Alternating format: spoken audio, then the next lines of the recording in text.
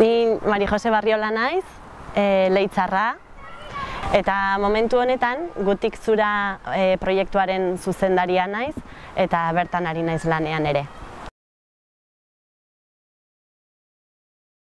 Duela 3 urte, teknikan gaur egun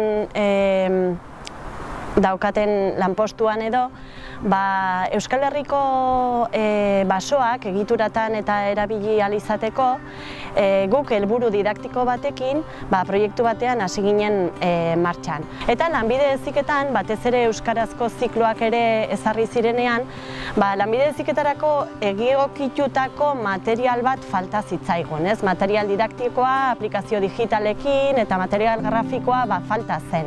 Tardun bi helburu horiek txertatuz, hasi ginen proiektu honetan. Eta elkarrizketak egiten hasi nintzen, hainbat eta hainbat egurraren inguruan edo egur sektorean lanean ibilitako Atjon Amonei.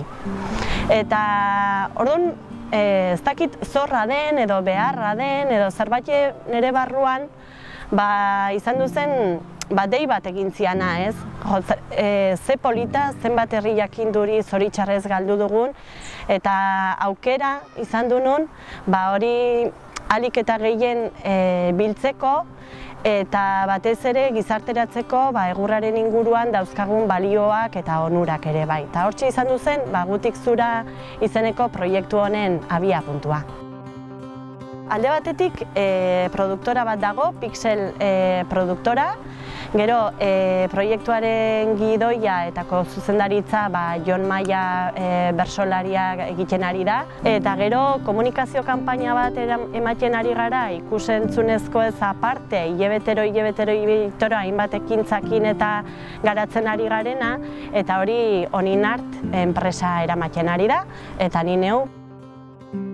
Gutik Zura proiektu honetan egin ditugu 3 lan esparru edo 3 arlo oso desberdinak daudelako gure gizartean egurraren inguruan. Bat da lehena, eta testigantza horietan saiatzen ari garena da hainbat eta hainbat lanbide profesional egurraren inguruan izan du direnak ezagutzen.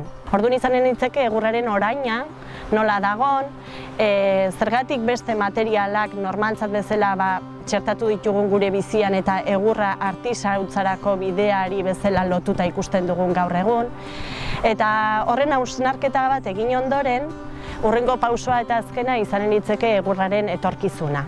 Egurraren onurak, egurraren doaiak, egurraren balioak eta batez ere teknologiari esker eta berrikuntzari esker egurrez egindako produktu berriak eta oso kualifikatuak eta oso teknologikoak egiteko gai garela gaur egunean, eta hori etorkizunerako abiapuntu bat izan daitekeela. Gure asmoa hori da, ez? Egurraren balioa ahalik eta gehien gizarteratzea.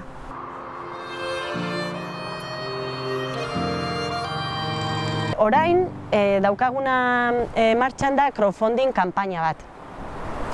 Dokumental hau egiteko eta batez ere pantaila handietara eramateko, baliabideak eta infrastrukturak eta handiak direnez, nahi dugu aportazioekin edozein herritarrek ere gure proiektuan parte hartzeko aukera eman. irubebikoitza.zura.eu horretan jarri ditugu parte hartzeko bono batzuk.